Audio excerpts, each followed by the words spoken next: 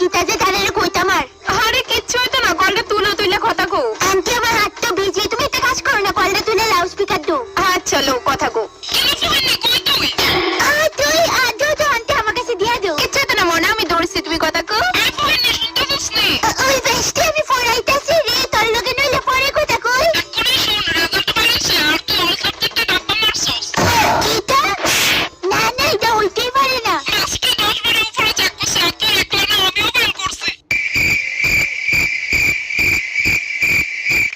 নমুনা ধরো, তোমার এই 3 দিন পরে নিতে হবে, সাবধানে যাও।